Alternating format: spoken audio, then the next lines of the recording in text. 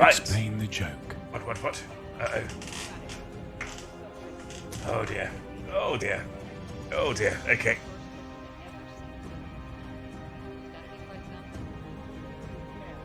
Here we go.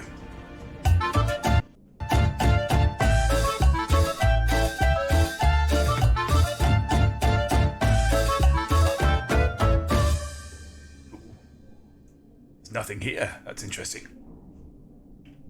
What ho, and welcome to another Insider You Saw of Jack Little Explains Your etc. We've done that bit. Okay, settle down, everyone. Settle down. We've got a joke here. We've got a joke here from Plumes. Plumes would like us to explain. Explique.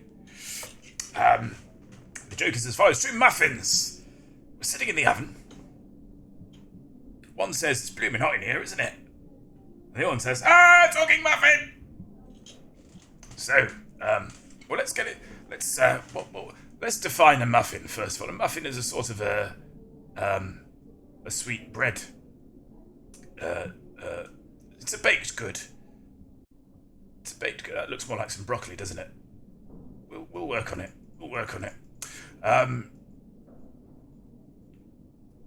So this one's in a little paper casing, and it's got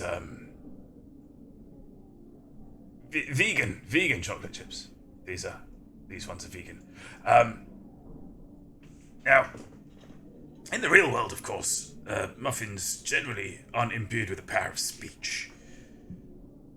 And, however, when we're making jokes, it's often not unusual. It's not unusual for objects to be what we call anthropomorphized, which essentially means to make human.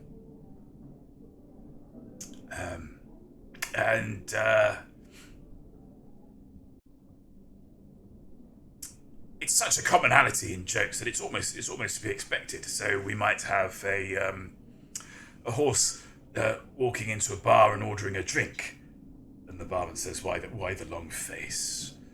Or a bear walks into a pub and says, "I'd like a pint of lager."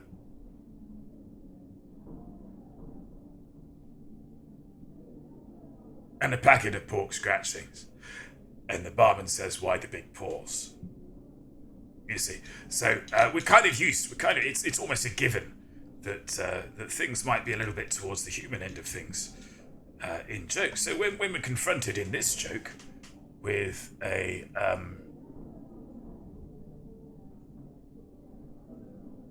talking muffin, we're supposed to take it in our stride. So this muffin says, "It's blooming hot in here, isn't it?" Because it's in the oven, being a baked good. And, not that way. And, so there's this second muffin. Here's the muffin speak and says, a talking muffin. You see. Now, what that's doing is doing two things at the same time here. Firstly, it's drawing our attention to the fact that muffins don't speak. But secondly, the second muffin seems to be blissfully unaware that it itself is a muffin. It's reacting in shock to a muffin behaving a trait, exhibiting a trait that it itself is exhibiting in expressing its shock. It's a nonsense. Why would the muffin be shocked if the muffin itself was sentient and capable of speech? You see, and it's from that sort of knot of self-awareness and understanding, and also the sort of, I suppose, the scrutiny with which we are placing the joke's reality under, that the humour arises. So, Plumes, do you feel like I've explained that joke to your satisfaction? If so, we'll get back to space. There's only one muffin. We can draw a second muffin. Oh, honestly.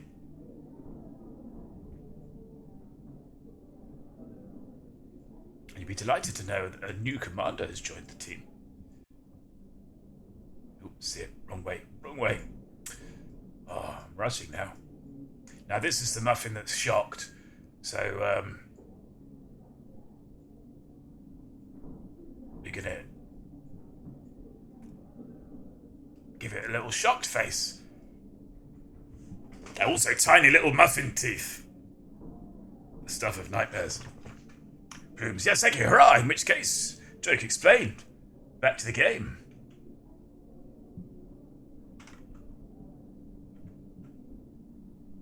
Tone, I sure as hell